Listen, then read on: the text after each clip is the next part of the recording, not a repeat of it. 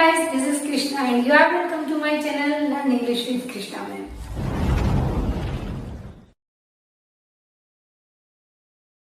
Friends, last video में हमने देखा था types of tenses, indefinite, continuous, then perfect and perfect continuous.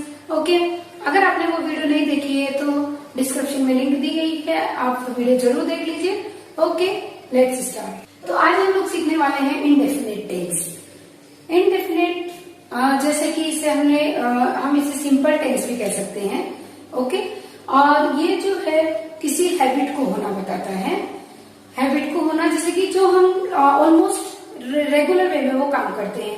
जैसे कि मैं मंदिर जाती हूँ, मैं खाना खाती हूँ, वह क्रिकेट खेलता है, वह पढ़ाई करती है, लाइक दैट. तो जो हम रेगुलर बेसिस पे काम करते हैं that is called indefinite. Okay, तो आज हम लोग क्या करने वाले हैं, इंडेफिनिट टेंस सीखने वाले हैं. और present indefinite, past indefinite and future indefinite, तीनों की जो ये टेंस है, प्रेजेंट, पास्ट एंड फ्यूचर, इन तीनों के इंडेफिनिट अच्छा हम देखेंगे. ओके, अब फर्स्ट ऑफ ऑल ये जो इंडेफिनिट टेंस है इसको भी चार भागों में डिवाइड किया है. इनके चार तरह के सेंटेंसेस बनेंगे: affirmative, negative, interrogative and interrogative negative. Let me explain what is affirmative. Affirmative means होता है सकारात्मक वाक्य जिसमें काम का होना पाया गया है, पॉजिटिविटी है उसमें. जैसा अभी मैंने बोला कि मैं मंदिर जाती हूँ, ओके, या फिर दादी मंदिर जाती है. ओके, तो ये क्या है, सकारात्मक है. मैं मिठाई खाती हूँ, सकारात्मक है, अफर्मेटिव है. अगर इसे मैं बोलूं कि दादी मंदिर नहीं जाती है, जैसे कि अभी कोरोना है तो नहीं जाते हैं, बंद हो गया, तो दादी मंदिर नहीं जाती है, ये हो गया नेगेटिव. तो यहाँ था दादी मंदिर जाती है, यहाँ हो गया दादी मंदिर नहीं जाती है. ओके, ये हो गया negative. Now let's see what is interrogative. Interrogative means प्रश्नवाचक. क्या दादी मंदिर जाती है, बन गया प्रश्न, बन गया. क्या तुम पढ़ाई करते हो, ये हो गया प्रश्न, इंट्रोगेटिव. और इंट्रोगेटिव नेगेटिव जो रहेगा उसमें प्रश्न भी रहेगा और नेगेटिविटी भी रहेगी. जैसे कि क्या दादी मंदिर नहीं जाती है, क्या दादी मंदिर नहीं जाती है, तो क्या भी आ गया, क्वेश्चन भी है और नेगेटिव भी है. That's why we call this interrogative negative. Okay, now I give some examples and I explain this what we have to do. Present indefinite के भी यही चार पार्ट है: affirmative, negative, interrogative, interrogative negative. Then we go for past indefinite, उसमें भी वही चारों रहने वाले हैं: सकारात्मक, नकारात्मक, प्रश्नवाचक, प्रश्नवाचक, नकारात्मक, affirmative, negative and so on. And in future indefinite the same thing will be there. So first let me explain present indefinite. Let's friends, present indefinite को हम कैसे पहचानेंगे. जो सेंटेंस होगा उसके लास्ट में आएगा ता है, ती है, ते है. जैसे वह बाजार जाते हैं, हम क्रिकेट खेलते हैं, वह गाना गाती है. ता है, ती है, ते है, उससे हम इजीली पहचान सकते हैं कि ये प्रेजेंट इंडेफिनिट का सेंटेंस है. ओके, जैसे कि मैंने यहाँ कुछ एग्जांपल्स दिए हैं.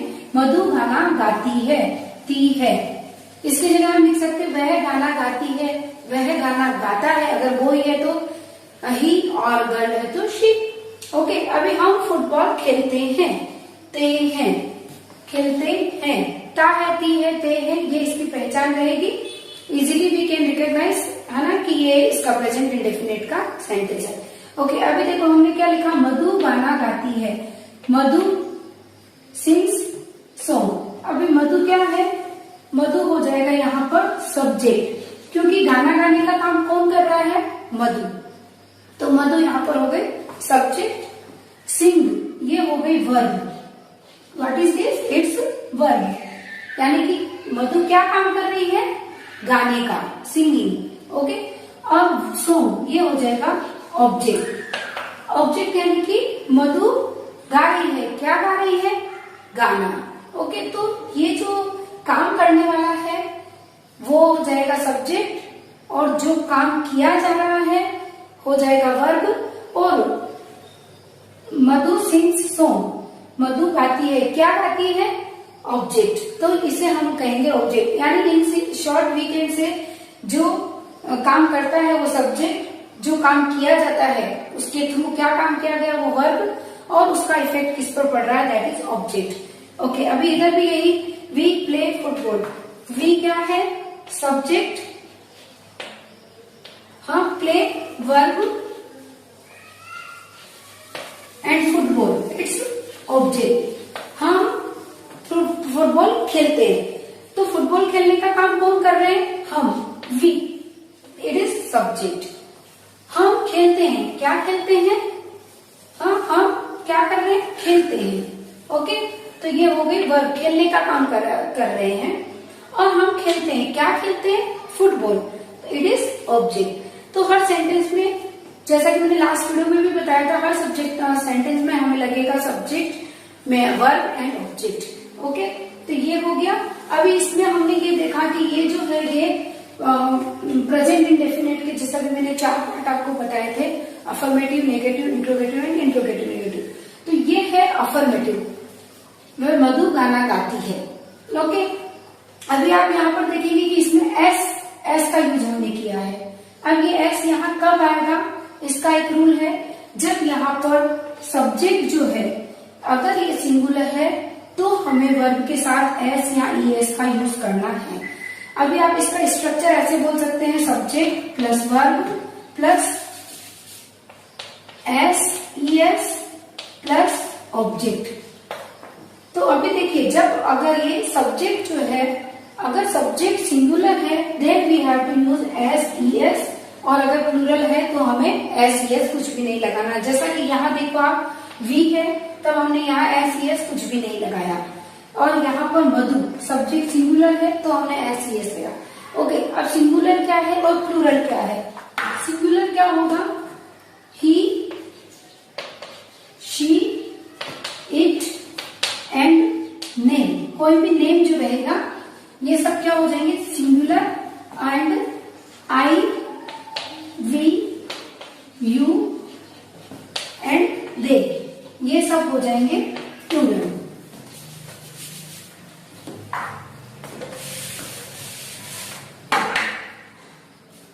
This is singular and these are plural. तो आपको लर्न करना है, he, she, it, name singular, I, we, you, they plural. तो जब इसमें से कुछ रहेगा सब्जेक्ट तो हमें वर्ब के साथ एस ईएस लगाना है। जैसे he goes to temple, he goes to temple. Okay, और I go to temple, I plural है, हमने उसमें एस ईएस नहीं लगाया। और ही गोज टू टेम्पल, तो ही जो है वो सिंगुलर है तो हमने एस ईएस लगाया। ओके, तो अभी जैसे मैंने बताया कि सब्जेक्ट सिंगुलर है, singular means he, she, it, name. अगर इसमें से कोई है तो हमें यूज करना है एस या ईएस का वर्ब के साथ। लेकिन अभी एस कहाँ लगाएंगे, ईएस कहाँ लगाएंगे, ये बहुत मेन प्रॉब्लम है। तो ईएस कहाँ लगाना है ये आप देख लीजिए। एस जैसे जो मेन वर्ब है उसके एंड में अगर S, S H, C H, X, O या जेड इनमें से कोई है तो हमें ईएस यूज करना है। For example, baby finches me, finches, pinch, तो ईएस लग गया। She pushes me, PUS SH, तो ईएस लग गया, पुशेज मी।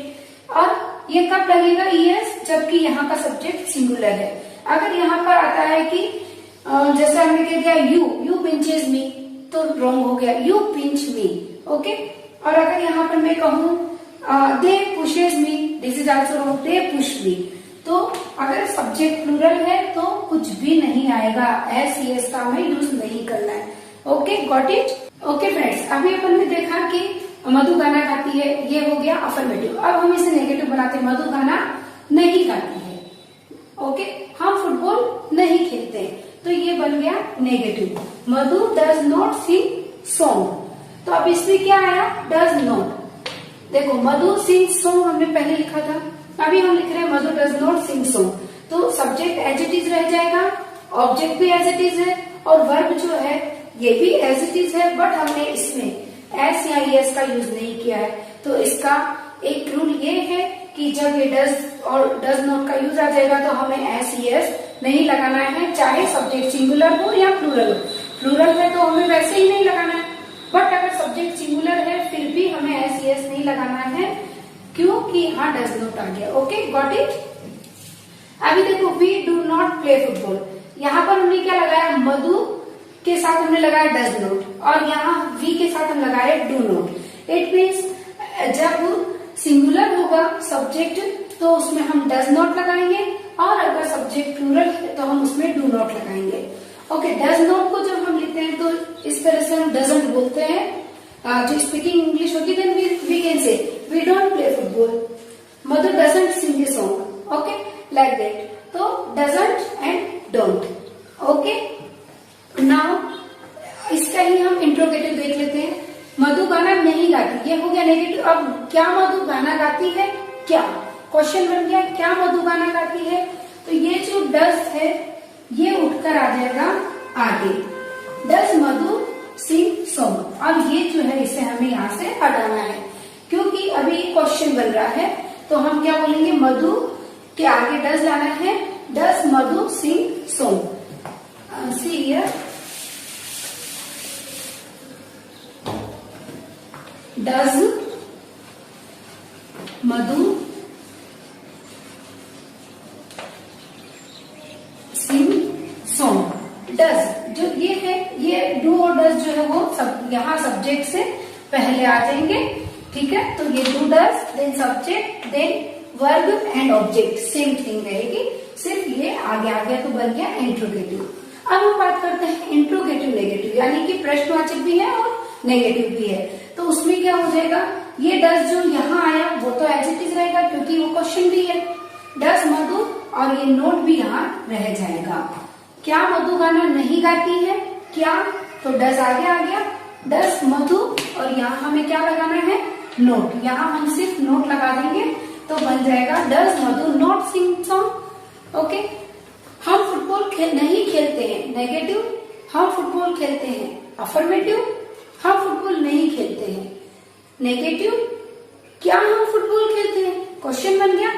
तो यहाँ क्या हो जाएगा, do we play football. Okay, और क्या हम फुटबॉल नहीं खेलते हैं, तो do we not play football. बहुत सिंपल है, बस ये डू और डज जो है इसे हमें सब्जेक्ट से पहले लाना है, तो बन गया इंट्रोगेटिव। और अगर हमें इंट्रोगेटिव नेगेटिव बनाना है तो उसमें हम नोट का यूज करेंगे। ओके, नाउ हम लोग देखते हैं past indefinite. Let's see past indefinite. Friends, जैसे मैंने बताया प्रेजेंट इंडेफिनिट की पहचान क्या थी, ता है, ती है, ते है। हाँ, ओके, अभी ये पास्ट इंडेफिनिट है तो ता, था, ती, थे, ये पास्ट की हैबिट को दिखाता है। मैं मंदिर जाती थी, ठीक है, मधु गाना गाती थी। हमने पहले क्या देखा, मधु गाना गाती है, प्रेजेंट इंडेफिनिट। नाउ मधु गाना गाती थी, यानी पहले गाती थी, अब शायद किसी वजह से गाना बंद कर दिया, तो गाती थी, ये पास्ट हैबिट है। तो हम इसे कैसे बनाएंगे, मधु सेंग सॉन्ग। अभी देखो यहाँ पर क्या हो गया, सेंग, सिंगिंग के बजाय हमने क्या लिख लिया, sang. Okay, subject as it is, verb and object, but ये जो है वर्ब की सेकंड फॉर्म, हमें यहाँ क्या यूज करना है, वर्ब की सेकंड फॉर्म। आपने ये तो सुना ही होगा, first form, second form, third form, जैसे ईट, एट, ईटन, गो, वेंट, गोन, सिंग, सेंग, संग। ओके, तो हम इसमें सेकंड फॉर्म का यूज करेंगे। तो केवल पास्ट इंडेफिनिट ही एक ऐसा टेंस है जहां हमें सेकंड फॉर्म का यूज करना है, और बाकी कहीं पर भी सेकंड फॉर्म का यूज नहीं होगा। ओके, तो ये क्या बन गया, मधु सेंग सॉन्ग। अब जैसे ही हम इसे नेगेटिव बनाते हैं, मधु गाना गाती थी, मधु गाना नहीं गाती थी। See what is this, Madhu did not sing song. यहाँ पर क्या ऐड हो गया, डिड नॉट। नेगेटिव बनाने के लिए हमने यहाँ क्या यूज किया, डिड नॉट, और ये क्या आ गया वापस से सिंग, यानी कि वर्ब की फर्स्ट फॉर्म आ गई। तो सेकंड फॉर्म सिर्फ और सिर्फ यहाँ जब वो अफर्मेटिव होगा तभी, और जैसे ही नेगेटिव इंट्रोगेटिव हो गया तो हमें यहाँ से सेकंड फॉर्म हटा करके फर्स्ट फॉर्म का ही यूज करना है। तो यहाँ क्या हो गया, Madhu did not sing song. Did not, okay, नहीं गाती थी, और सिंगुलर हो या प्लूरल हो उसमें डिड नॉट ही यूज करना है, सिंपल है। पहले हमने देखा प्रेजेंट जो हमने इंडेफिनिट देखा था उसमें कभी डू लगाना था, कभी डज लगाना था, अभी वो कोई प्रॉब्लम नहीं है, चाहे सिंगुलर हो या प्लूरल हो, हमें डिड नॉट का ही यूज करना है। और इसे शॉर्ट फॉर्म में हम कह सकते हैं didn't. I didn't go there, मैं वहां नहीं जाती थी। मधु डिडंट सिंग सॉन्ग, मधु गाना नहीं गाती थी। ओके, तो क्या हो जाएगा, डिडंट, यहाँ पे हमें डिडंट ये यूज करना है। अब अगर हमें इसे इसमें इंट्रोगेटिव में अगर चेंज करना है तो हमें सिंपली क्या करना है, ये जो डिड है इसे हमें सब्जेक्ट से पहले लाना है। ओके, और ये नोट जो है वो यहाँ से हट जाएगा। Did will be here, did Madhu Singh song, simple, did Madhu Singh song. और अगर अब हमें इसे इंट्रोगेटिव नेगेटिव में चेंज करना है तो क्या करना है, डिड एज इट इज रह जाएगा, डिड मधु, और ये यहां से हटा करके क्या करना है, did Madhu note, did Madhu note sing song. ये डिड आगे आ जाएगा और नोट यहाँ जैसा भी था कि मधु डिड नॉट सिंग सॉन्ग, तो ये डिड आगे आ जाएगा और बाकी एज इट इज रह जाएगा। तो ये बन गया affirmative negative. Okay friends, now we will see future indefinite. इसकी क्या पहचान है, गागेगी, यानी कि सेंटेंस के एंड में गागेगी, जैसे कि वह खाना खाएगी, हम बाजार जाएंगे, ओके, बच्चे क्रिकेट खेलेंगे। तो ये हमारी पहचान है, तब हम कहेंगे कि ये सेंटेंस जो है वो फ्यूचर इंडेफिनिट का है। Okay, let's see the example. Madhu गाना गाएगी, ओके, अब गाएगी फ्यूचर में, यानी कि कोई पार्टी है तो उसमें उसका प्लान होगा वहां गाना गाने का। मधु गाना गाएगी, मधु विल सिंग सॉन्ग। देखो सब्जेक्ट एज इट इज है, सिंग वर्ब एंड सॉन्ग ऑब्जेक्ट, सब कुछ एज इट इज है। अब क्या चेंज हो गया इसमें, हेल्पिंग वर्ब विल, सिर्फ हेल्पिंग वर्ब चेंज हो गई यहाँ पर विल। और ये विल जो है सिंगुलर हो या प्लूरल हो, विल वेरी सिंपल, विल ही यूज करना है। हाँ, पहले will and shall both use होते थे, बट आजकल शेल जो है एज ए मॉडल ही यूज होता है। तो हमें सब्जेक्ट चाहे जो भी हो, सिंगुलर और प्लूरल, हमें विल ही यूज करना है। That is very simple.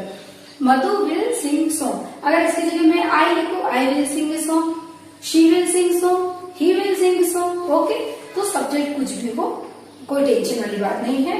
Okay, मधु, अभी इसका हम नेगेटिव कैसे बनाएंगे, Madhu will not sing song, simple, Madhu गाना नहीं गाएगी, मधु गाना गाएगी, मधु गाना नहीं गाएगी, Madhu will not sing song. और अगर हमें इसे क्वेश्चन मार्क में बनाना है, इंट्रोगेटिव बनाना है, विल मधु सिंग सॉन्ग, वही सब्जेक्ट से पहले हमें यहाँ पर हेल्पिंग वर्ब को लाना है। ओके, तो जब हेल्पिंग वर्ब आगे आ जाएगी तो बन जाएगा ये interrogative, will Madhu sing song. Okay, अब अगर हमें पूछना है क्या मधु गाना नहीं गाएगी, तो क्या बन गया, interrogative negative, will Madhu not, यहाँ क्या लग जाएगा, not, will Madhu not sing song. Okay, तो आज हमने क्या देखा, present indefinite, past indefinite and future indefinite, सबकी पहचान जो थी वो मैंने आपको बताई, उसका स्ट्रक्चर बताया। ओके, और अभी यहाँ पर हमने देखा कि किसमें कौन सी हेल्पिंग वर्ब लगेगी। सो फ्रेंड्स, आज हमने इंडेफिनिट टेंसेस देखे हैं। ओके, और इससे रिलेटेड कुछ सेंटेंसेस नीचे डिस्क्रिप्शन में दिए हैं, आप उन्हें इंग्लिश में ट्रांसलेट करके कमेंट बॉक्स में जरूर लिखिए। ओके, आज के लिए इतना ही। सो फ्रेंड्स, अगर आपको ये वीडियो पसंद आई तो इसे लाइक जरूर करें, और अगर अभी तक आपने चैनल को सब्सक्राइब नहीं किया है तो कर लीजिए, और बेल आइकन को प्रेस करना ना भूलें, सो दैट अपकमिंग वीडियोस की नोटिफिकेशंस आपको मिलती रहे। जल्दी मिलेंगे एक न्यू वीडियो के साथ। Till then keep smiling, keep learning, bye bye.